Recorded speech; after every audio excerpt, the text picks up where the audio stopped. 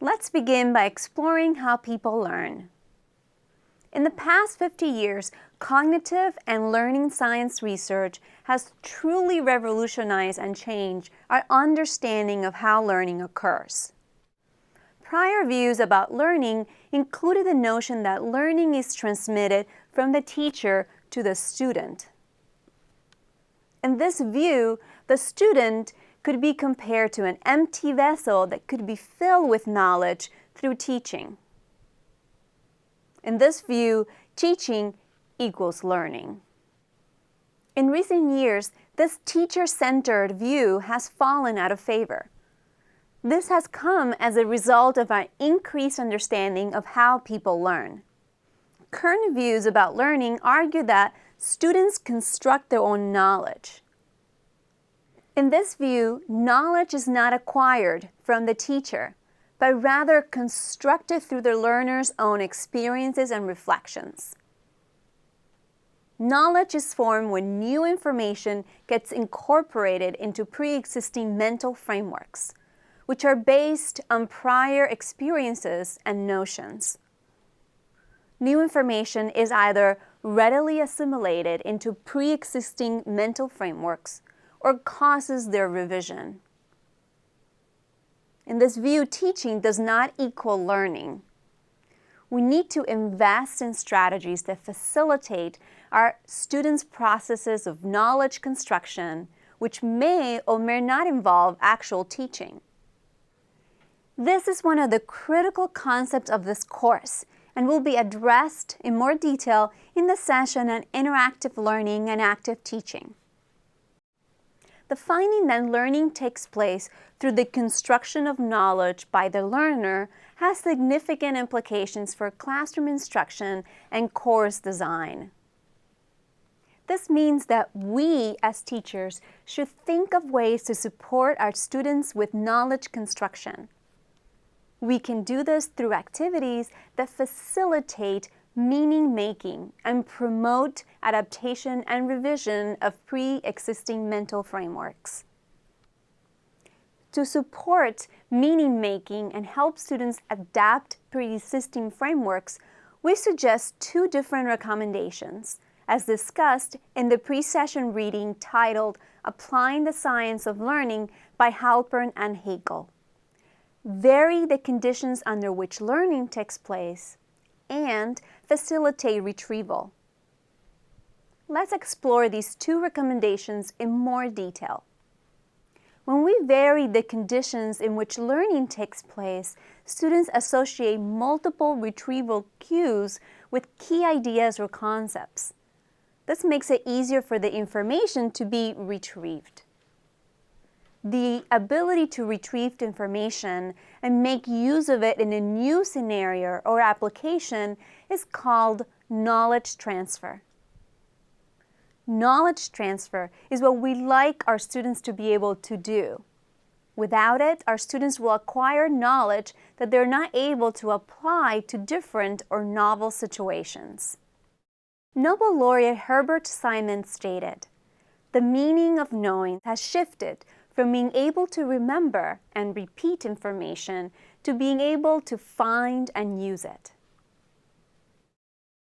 We can change the conditions in which learning takes place through several methods. During class, use both verbal and audiovisual representations of the same concept.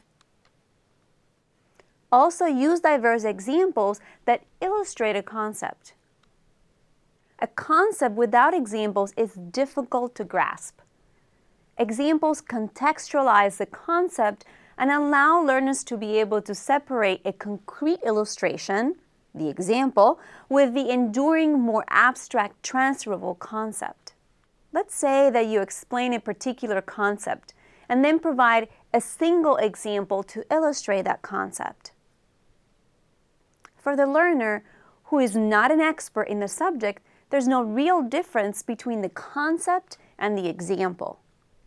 The two tend to merge together in the learner's mind. The learner is often unable to separate the concept from the example. One solution is to provide a second similar example.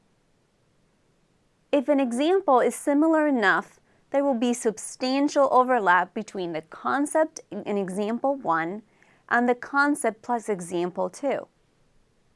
This overlap is smaller than the concept and a single example, and the two examples serve to create the boundaries of the concept more clearly.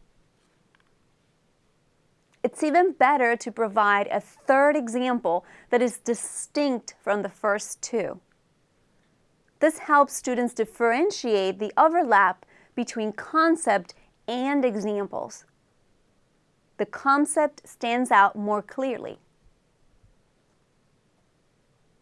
Another useful way to vary the conditions in which learning takes place is to provide students with opportunities to represent the information in an alternative format. For example, you can ask your students to describe and explain in words the concepts they have learned through mathematical equations, or vice versa. Ask students to visually, through a diagram, represent descriptions of concepts, reactions, etc. Learning and retrieving is enhanced when students are asked to retrieve and integrate information both verbally and visually. As we have previously mentioned, knowledge transfer is the consequence of understanding or deep learning, learning that is really understood and can be applied. As Halpern and Haeckel reminds us in the Applying the Science of Learning pre-session reading, we need to always remember that we are teaching towards some time in the future when we will not be present, and preparing students for unpredictable real-world tests that we will not be giving, instead of preparing them for the traditional midterm and final exams. Long-term retention and transfer can be achieved through retrieval and application. The strength of the memory trace or the connections in the brain made through the process of remembering and eliciting information becomes stronger each time a student is asked to retrieve the same information, particularly if they are asked to apply the information in new, novel ways. There are many ways in which you can ask your students to retrieve information or concepts. One strategy you can use is to ask your students to explain to each other their answer to a question or problem. As we will see in the session on interactive teaching and active learning, this strategy can result in higher learning gains and increased student attention. Asking your students to respond to questions or solve problems on a particular concept, even after it has been taught, can also facilitate retrieval. Spacing the retrieval opportunities so that the time interval between opportunities increases is preferable to constant retrieval for a short amount of time. Instead of always asking students to retrieve something right away, vary the time between presenting the concept and asking them to retrieve it. This allows for concepts to be integrated into existing frameworks more robustly and for those connections to deepen over time.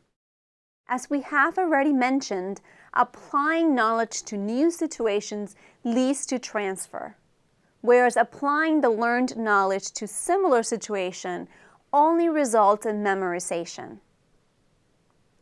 Therefore, don't just change a few variables within a problem, but instead provide your students with substantially different problems that illustrate the same concept.